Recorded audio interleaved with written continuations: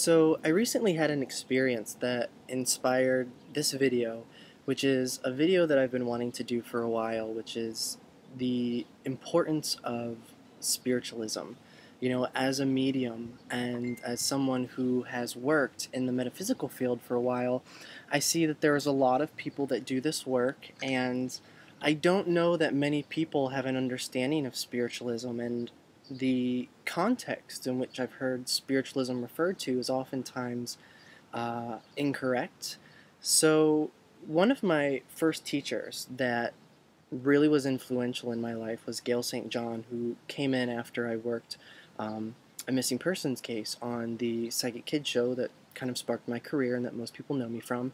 And Gail is a fourth-generation spiritualist, and one of the more current teachers in my life, who's someone that I really value, Sharon Clinger, is a registered Lilydale medium. So if it wasn't for the spiritualist movement, which some people see as a religion, for some it's a philosophy, and for others it's just a science or a way of life, I don't think a lot of people doing this work as psychics and mediums, as professionals, or even those who just do it as something that's a part of their life on the side, I don't think we would be doing this work.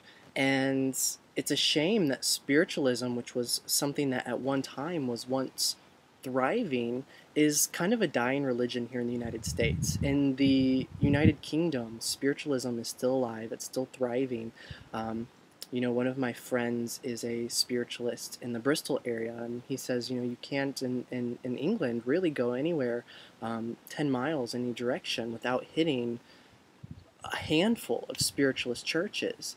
And so spiritualism is really interesting because even though it started in the United States, it was sort of birthed in the United States, it's not, you know, as I said, it's not thriving here, but it is a thriving and living religion and philosophy and way of life in the UK, and there are still some spiritualist centers in the world, one of which I mentioned, the spiritualist camp or the spiritualist community, Lilydale in Lilydale or Casadega, New York. There's also Camp Chesterfield in Indiana, and there's Casadega in Florida.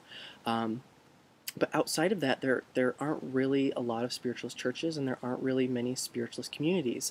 Spiritualism was birthed in the mid-1800s, around 1850, and the inception of spiritualism has kind of an interesting story. There were these sisters from Hydesville, New York, the Fox sisters, Margaret and Kate most notably, and in their cabin, in their cottage where they lived, they started experiencing these rappings on the walls or on the ceiling, or these noises that sort of seemed to come from the air. And what happened is they developed a system of communication.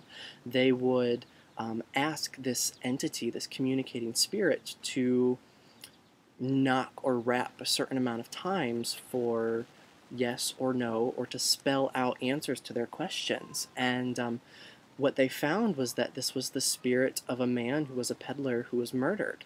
And people from all over flocked when they found out about this house, when they found out about the spirit communication that was taking place. It was the birth of the first time that real evidence, or any real proof, if you want to call it that, of the continuity of life was developed. And so even though there have been oracles and seers and mystics and shamans from humanity's inceptions, this was the first time that it really became a very popular movement, especially in the Western world. So one of the things, too, that I really love about spiritualism is there's a lot of elements of spiritualism that are sort of lost psychic arts. You know, one of the things that I really got from my spiritualist teacher was physical mediumship. And physical mediumship is not something that we see a lot of on TV. You know, we're inundated with these images of mental mediumship on TV and movies with these psychics like John Edward and Lisa Williams and James Van Praagh and all these people that we see on TV. It's the communication from spirit via information that is transmitted or impressed mentally, emotionally, through picture, feeling, sound. Physical mediumship can include all sorts of physical manifestations of spirit, or physical manifestations of spirit through a medium. The elements of physical mediumship that I practice is trance mediumship, where you allow a spirit a certain amount of control or a certain amount of inhabitation of the body to physically speak or directly speak through the medium. But there's all sorts of practices from spiritualism that aren't practiced very widely today, some of which include trumpet messages, table tipping, physical manifestations such as ectoplasm from a medium's body, where spirit can use that substance and really begin to either form faces or use that energy to manifest or appear in a physical sort of way. There's all sorts of other interesting people from psychic history that I think is important to understand, read about, educate yourself about if you're doing this work, because it's your roots, it's where you came from. You know, in spiritualism, Sir Arthur Conan Doyle is one of the primary figures who identified as a spiritualist and spent much of his time investigating spiritualism. Houdini, the famous magician, really explored spiritualism, and even the starlet Mae West was very active in the healing temples in Camp Lilydale, the spiritualist community that I recently got to visit. But there are other figures as well. You know, some of the people who really stand out as far as historically, you have Nostradamus, who is still, his quatrains, his prophecies, his predictions are still, you know, looked at and being interpreted and seen as being fulfilled and coming to light. You know, you also have Eileen Garrett, who was, you know, if any of you are familiar with the book Many Voices, who, you know, wrote about her life and the connection that she had with her people, her team, her guides and spirit. Even Helena Blavatsky, who, even though it wasn't a part of spiritualism, the Theosophical movement was a big contributor to a lot of what falls under the New Age umbrella today. Some of the primary teachings that come from that are the 7 rays of evolution, or the 7 rays of enlightenment on the spiritual path. And she also talked a lot about the what we've come to call the Ascended Masters, Hilarion, Saint Germain, Lanto, and the role that they have as ascended or evolved beings working with people to evolve and bring more light to humanity. Another really interesting figure that I think is worth exploring is Ruth Montgomery, who is probably the more recent, but she was a journalist, I believe, whose focus was mainly politics, and via automatic writing, she ended up putting out several brilliant books about life after death and spirituality and psychic phenomena, one of which is called A World Beyond. And I said Ruth Montgomery, and in this book she channels the famous medium Arthur Ford, who, this also goes back to spiritualism. Arthur Ford was a spiritualist medium. He was also a trance medium, and in his trances he allowed his spirit guide Fletcher to come into his body and communicate messages of life after death. Interestingly enough, Arthur Ford was an alcoholic, and so a lot of what Fletcher talked about, unbeknownst to Arthur, was how heavily he drank. But you know, there's some really interesting books from her as well, and she covers a variety of things from life after death, walk-ins, the world beyond, all sorts of things like that. And again, this is just one of these things that I think it's important to know your history, in the same way that a lot of people are curious about exploring their ancestry, or curious about where they come from. I think as practitioners of the psychic arts, as mediums, our generation needs to have an understanding of where we came from, why we do what we do, how what we're doing came to be a movement, how it came to be accepted. My trip to Lilydale recently was amazing. You know, Lilydale, as I said, it's the oldest and, to my knowledge, the largest spiritualist center, spiritualist community in the world. And to live there, you have to be a registered medium through the Spiritualist Association or through Lilydale. And so there's about 40 registered mediums that live at Lilydale, and it's a community of mediums. It's a community of spiritualists, and they have all sorts of classes, and you can go there for readings. And it's just a very charming, very special, very magical place. And so one of the things that I'm going to do is share with you some video clips and some pictures of my experience in Lilydale, which to me really felt like a coming home. The other thing too that I learned while I was there that I did not know is a lot of people associate the Fox sisters, their original home where these spirit rappings took place, in Hydesville, New York, but actually the original placement of this home when this took place was in Lilydale. The home was later moved to Hydesville, and it ended up burning down or being burnt down. And the interesting thing too is towards the end of their life, one or a couple of the sisters came forward and said that it was a hoax, or that it didn't happen in the way that it happened. But interestingly, they actually did find under where their home used to be the remains of a man.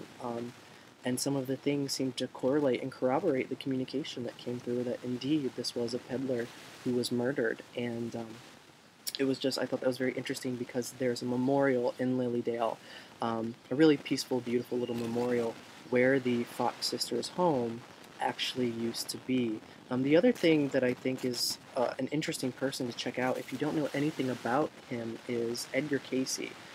He's also known as the Sleeping Prophet. And Edgar Cayce was, in my opinion, an incredible, incredible man. If you haven't read anything from Edgar Cayce or by Edgar Cayce, please do. He did not work in a conscious state. He was very much somewhat of a physical medium, because even though it was a hummingbird that just flew by. Even though the focus of his readings were more psychic in nature, he did them in what he called a sleep state, which is really just a trance, where he allowed source or his guides or wherever the information was coming from to be spoken through him while he was unconscious. And he had no memory of this when he was unconscious. And what's really fascinating about him is that he was studied by many, many researchers, many, many medical doctors, parapsychologists, and they cannot explain some of the things they noticed with his body when he was in trance. Some things from poking him, cutting him, ripping off a fingernail or a toenail when he was in trance, and him not flinching, him not registering the pain at all. And the information, a lot of his prophecies have been validated and have happened. And the other thing with Edgar Cayce is a lot of the information that came through in his readings and his trances were medical in nature. And he was able to diagnose and prescribe cures and remedies to things that stumped medical people at the time, and they worked. So much so that there was actually a hospital that was built around the transcripts and around the medical advice of Edgar Cayce, which I think is really profound and really kind of cool. Edgar Cayce has, what was birthed from Edgar Cayce's work is the Association of Research of Enlightenment, or the ARE, and that's in West Virginia, I believe. And what's there is a library, essentially, filled with thousands and thousands and thousands and thousands of all his readings, because they were all transcribed by someone who was witnessing these sessions. Everything was typed out or written down, and so literally volumes and libraries have been put together around his work, and all of these transcripts still exist, and there's a ton of Edgar Cayce books on every occult, esoteric, and metaphysical subject that you can imagine. So please, if you haven't researched Edgar Cayce or his work, he was a brilliant, brilliant man, and in my opinion, one of the most documented and one of the most famous and influential mediums, psychics, clairvoyants of the 20th century, and really in history, you know, up there with Nostradamus and some of these other bigger names that I mentioned earlier. So I'm going to show you some of my clips and pictures of Lilydale. I hope you enjoyed this brief little information about spiritualism, and I encourage you all to investigate spiritualism. I encourage you all to know where you come from, and if you get the chance to go to a spiritualist community or go to a spiritualist church, even if you're not a religious person, because I am absolutely not a religious person, I think that you'll find that there are really beautiful things that can be taken from that, and it's just a really wonderful thing, and it's a shame how I see it sort of diminishing. And I would really encourage younger generations who are involved in psychic work or the psychic arts to just explore spiritualism and see what it does for you. See if it's something that calls to you, because for me, it has a very, very special place in my heart.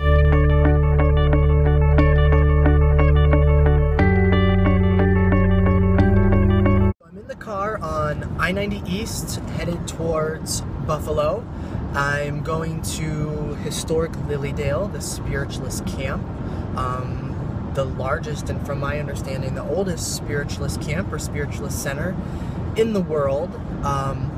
It's been a beautiful drive. I'm about a half hour from my hotel, and I'm really excited to see Lilydale. I also just saw a sign that said that I'm not that far at all from Niagara Falls, so I may actually, on my way home, do a little detour and see the falls while I'm up here. Lilydale, and it's so cute.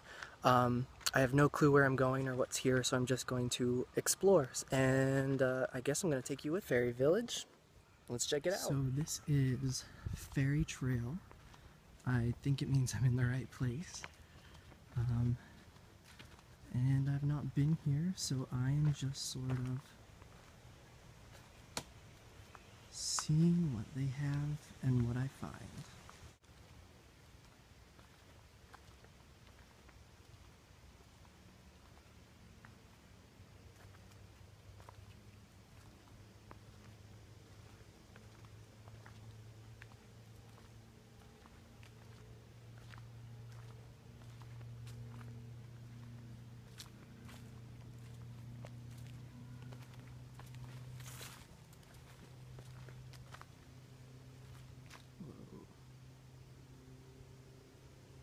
There's fairy stuff and trails all back through here. It's like its own little private fairy world. All these little fairy houses.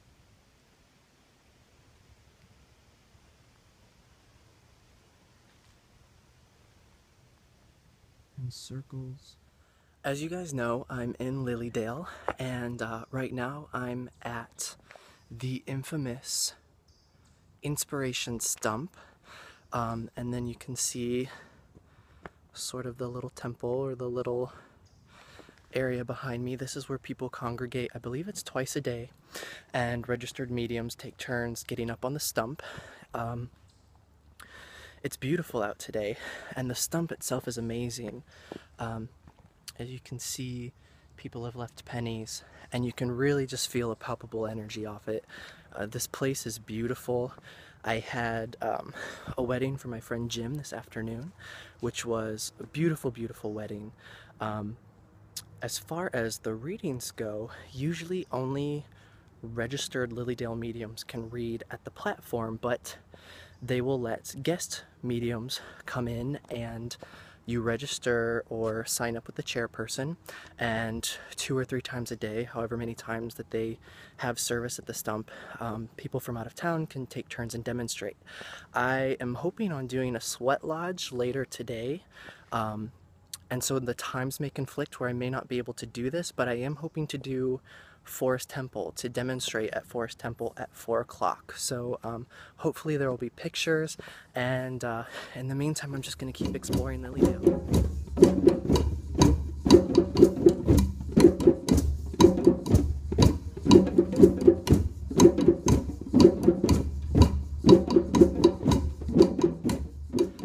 I just had the most profound, intense, amazing experience participating in a sweat lodge, a Native American sweat lodge. It was 2 hours. It was, I don't even know how to describe it. For the majority of the time you are sitting in a darkened dome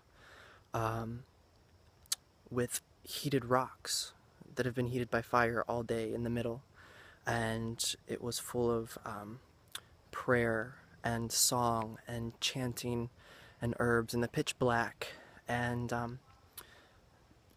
we were doing things like striking crystals together and shaking rattles, and you could see lights appear, and honoring our ancestors and the directions and the creator, and bringing in healing, and it really pushes you to your boundaries. The first session you're like, oh, it's hot.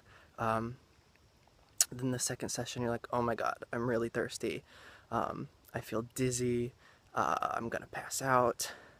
Third session is the kicker. you're just like, how am I going to get through this? And then by the time you get past the third session, the fourth one is pretty easy. When I came out, I was completely drenched. My entire body, head to toe, all my clothing was soaked.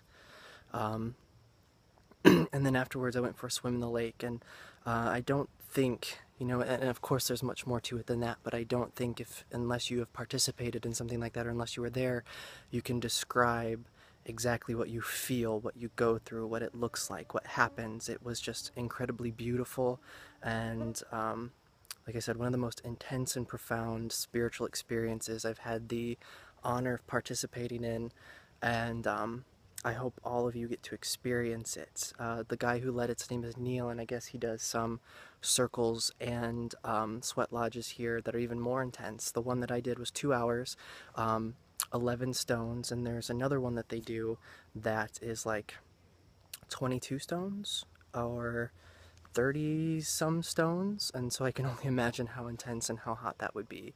But if you ever get the chance, you ever want to push through, you ever want to break through, you want to push your boundaries, you want to get strength from spirit, absolutely do a sweat lodge. I even feel like my skin is glowing. I just feel like I'm on top of the world. And I'm gonna see, I guess there's some sort of a fun thing going tonight in Lilydale, some sort of an event. But who knows? This whole weekend hasn't gone as planned, so I'm just gonna see what the rest of the weekend is.